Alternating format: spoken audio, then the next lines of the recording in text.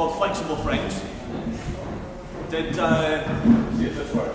Does anybody have an access card? Oh, no. Is anybody old enough to have had an access card? I remember the advert. Do you remember the adverts? Yeah. So you've got, for those of you who didn't have an access card or don't remember them, this was the access card here.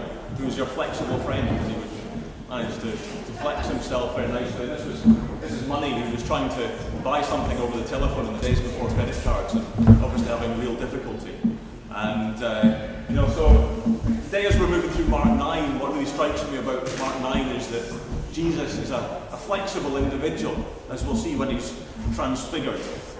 So yes, this is adverts from 1985. Or perhaps you want some more modern examples then, do we? Would you like modern examples? Lawrence definitely does. The Incredibles. Mrs. Incredible. What was her name? Oh no. Elastigirl. Yes. That's good. That's right. Yes. The mask off. The mask mask off off. the previous one. The mask off. That's right. That's her with the mask off. This is her as well. Taking out this guy here at the same time as somebody just out of the Flexible. frame. And obviously this villain is just about to go in with that helicopter to chop her head off, but she's Elastigirl, she's going to sort it out. So what we really need is flexible friends. It kind of takes me off people when people say that man's best friend is a dog. Clearly, man's best friend is a woman if you read Genesis. Anyway. So joking aside, the only historical character who has the flexibility to transform your life, I put to you today, is Jesus. So, Jesus has the flexibility to transform your life, and then we'll look at the possibility of, do actually we have the flexibility to follow him? There we are. So, Mark 9 in verse 2, from the New International Version. Here we are. I'm starting in verse 2 because it makes more sense. After 6 days, actually, let's just leave it there. After 6 days, because it's quite important when it says after 6 days, you've got to really ask what's happened before. So what's happened before? If I can just give you a brief synopsis of what's happened before there in the first 8 chapters of Mark. Jesus has been baptized by John, fasted and been tempted in the desert, taught in the synagogue, banished an evil spirit with the word, and become famous in the entire region for doing so. Healed Simon Peter's mother-in-law, prayed some more, healed a leper, healed a paralytic, and forgiven his sins. Eaten with some sinners, probably on more than one occasion. Taught and told some parables, healed another man, appointed some apostles, told some more parables, stilled a storm. So he's done quite a lot so far in the first 8 chapters of Mark. He's healed a demoniac, healed a hemorrhaging woman, raised a girl from the dead, dealt with rejection from his closest friends, done a few more healings, and so on and so on. Grieved the death of his cousin, produced food from nowhere to feed 5,000 men, and then 4,000 more, and healed a blind man. So on and so on. So 6 days later, he's been a busy guy.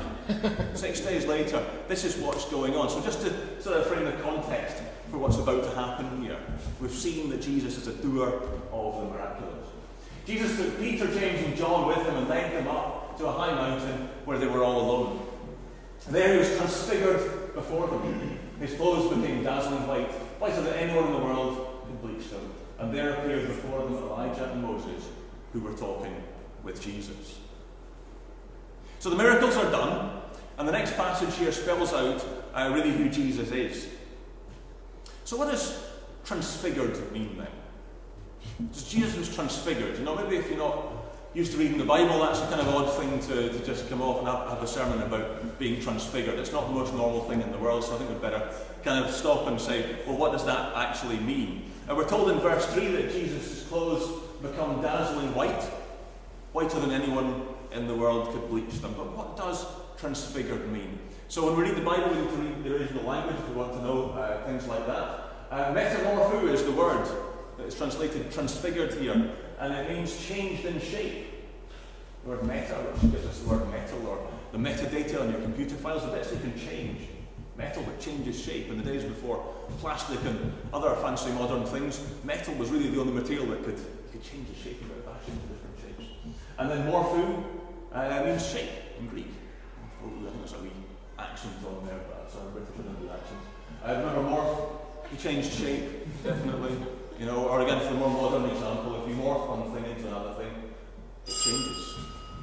Very often we see that in the movies, things being changed. So Jesus' clothes became dazzling white. And Jesus can do miracles. We know Jesus can do miracles because we've seen it in the first 8 chapters of Mark. And the passage might seem a bit weird, but in the context that Jesus is somebody who does miracles. And even the fact that you're in church just now suggests that you might be open to that. But we have to entertain that possibility. Jesus is our flexible friend. He's even flexible with the physical laws of nature. He doesn't need to abide by them. He can totally change those things. Imagine you're going across a field one day, you're taking a stroll in the countryside, and you're in this field, and then there's a farmer ploughing it. But you notice that there's a big anthill there, and you're a lover of ants. Just imagine. And you think, I really want to help those ants, but the plough is just about to come and totally take the anthill away, and there's going to be nothing left of those ants. They're going to have nowhere to live. It's very sad. Alex is very sad on the front row. So what would you do? Would you go and shout at the ants and say, ants, get out of the way, there's a tractor coming with a big plough behind it? And it doesn't really do very much, but imagine you can do anything. Imagine you're a doer of miracles. Well, what would you do? You could become an ant. And you could go and change into that ant and go and tell the ants to get out of the way because the plough's coming. Well, I think if Jesus wanted to do such a thing with humanity and know that things were going bad in the human realm, that he would come and tell us. So if God became a man, what would we expect? Would we expect him to be able to do miracles? I think we would. Would we expect him to be able to be transfigured? Yes, I think we would. But there's other things about Jesus' life that we really, if we thought about it, we would expect if God became a man. You might expect him to have an unusual birth. It wouldn't be normal, would it? So born of a virgin. Why not? To be without sin? That's kind of logical. If God became a man, he would play by the rules and do things right. Quite logical. And we might also expect that he would speak some of the most profound words ever spoken, which Jesus unarguably did. So if we're open to being a God, this isn't really surprising at all. So Peter said to Jesus, let's just see where we are. Yes, okay. So Peter said to Jesus, Rabbi, it is good for us to be here. Let us put up 3 shelters, one for you, one for Moses, and one for Elijah. He did not know what to say. They were so frightened. I think. No. Oh, I missed it. Well, there we are. That's why I bring a Bible. Okay, so where are we? Verse 7. Then a cloud appeared and covered them, and a voice came from the cloud. This is my son, whom I love. Listen to him. Suddenly, when they looked around, they no longer saw anyone except Jesus. As they were coming down the mountain, Jesus gave them orders not to tell anyone what they had seen until the Son of Man had risen from the dead. They kept the matter to themselves, discussing what rising from the dead meant. It's funny that, really, isn't it? Because to us it's kind of obvious that Jesus rose from the dead, but that wasn't the least bit obvious to them at that point at all. So Jesus changed and became very different in appearance from Moses and Elijah. So verse 7 really just then gives these 3 disciples who are privileged to see this scene a very strong message. This is the one you are to follow, Jesus. It's interesting that Moses and Elijah were there, that Moses perhaps representing the law, the Jewish law, the first 5 books of the Bible, and Elijah representing the prophets, that part of the Jewish Bible as well. And interestingly, the 2 main groups who were around, the religious groups around at the time, the Pharisees and the Sadducees. Well, the Sadducees really focused on the first 5 books of the law of Moses, the Pentateuch there, and the Pharisees took in the rest of the prophets as well. And so we're seeing that there's always a temptation for Peter and others to go back to the Jewish way of doing things when Jesus isn't around. But this big memory is going to be in their minds of God appearing to them and saying, no, do it his way. Absolutely. Do it Jesus' way.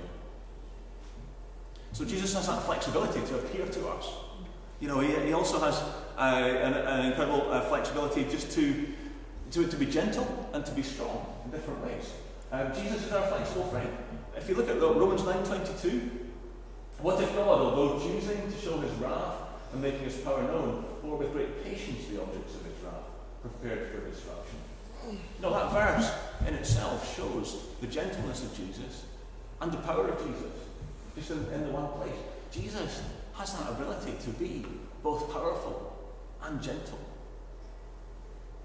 The sin of the world needs to be dealt with, but yet Jesus is willing to do it gently enough that we're not totally destroyed in the process. That is different between Christianity and all the other religions. You've got religions that are based on rules and things that you have to follow, and you've got religions that will tell you, follow your heart and do whatever you like. But Jesus really says, well, this is important, but I love you enough to let you go.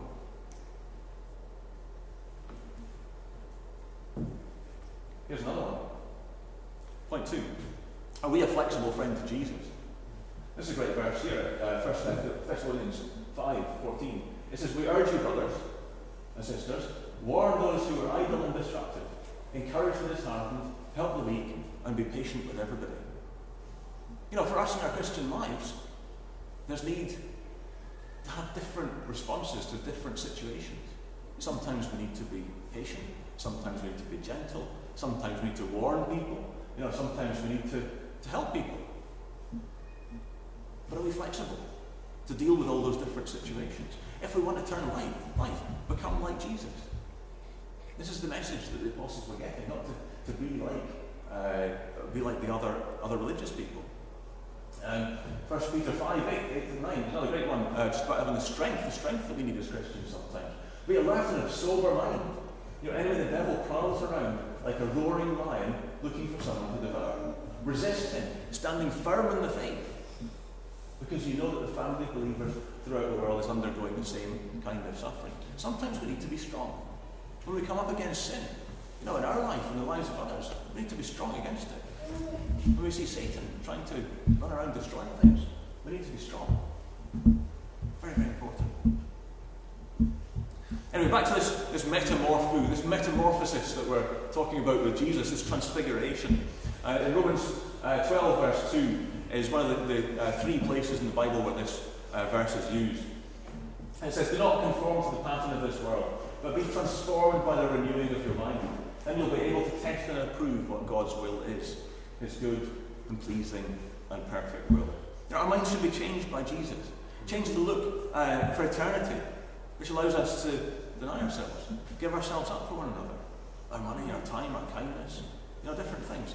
And the great thing about having a changed minds is that they can be focused on eternity, not just focused on what is immediately in front of us. It doesn't matter whether we're in or out of the EU, whether we're in or out of the UK, who wins the election. I love politics, I'm fascinated by all the amazing developments that are going on, but at the end of the day, eternity is what matters. Really. And if we've got a flexible mind, a mind that has changed, been changed by Jesus, that is what's going to happen.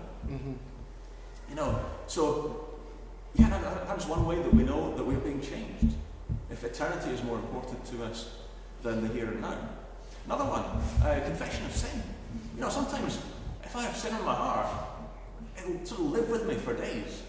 I'll go over it and I'll think about it and I'll think, oh no, why did I do that? I didn't do that right. Maybe it was okay, maybe it wasn't, maybe, oh no. But until I talk to somebody about it, I can't really leave it alone. I can't really move on. And this is something that the Bible tells us to do. Just find somebody who you've got a friendship with, to just say what's on your heart and talk through these things. That's what confession is. But it allows us to move on, to have that flexibility, that joy in our minds that we're able to say, no, I'm just moving on from that. I'm going to go do the next thing now. I'm going to do something different. And that's the flexibility that we can have if we have Jesus as our flexible friend. Here's another one. 2 Corinthians 3:18. And we, all who with unveiled faces contemplate the Lord's glory, are being transformed into his image with ever-increasing glory, which comes from the Lord, who is the Spirit. Another change passage. Another great passage about being transfigured And we grow older, we grow grayer and wrinklier and so on. But our minds can be changing with ever-increasing glory. Not just changing for the worse, changing for the better. I think, sometimes it's important just to understand how we can influence other people as well. It's good to ask the question in a difficult situation, what would Jesus do? But sometimes that's a difficult question to answer. How Jesus might live in the modern world. Sometimes it's quite different. How would Jesus respond to traffic offences? But sometimes, it's better just think, well, what would my spiritual friend do? What would somebody in the church that I look up to and respect do about that? 1 Corinthians 11 verse 1 says, follow my example as I follow the example of Christ. So that's something that we can really think about coming to church. As we come to church, we can be around spiritual people and we can have a spiritual example in that way. And it's another agent of change in our lives, another way that we can change with ever-increasing glory to become more like Jesus. It's important to think who we're spending the most time with as well. Or what we're spending our time listening to. Politics? No. Google News. Fascinating. What's happening? What's happening in the election? What's going on? No, that's me. And I need to tone it down sometimes. Your mother. Listening to your mother. You can. Now, if she's a disciple, that's all right. But sometimes our mothers don't always have the best ideas about things. Your favourite YouTube channel. News is all changing, isn't it? Or even worse, if it's before breakfast.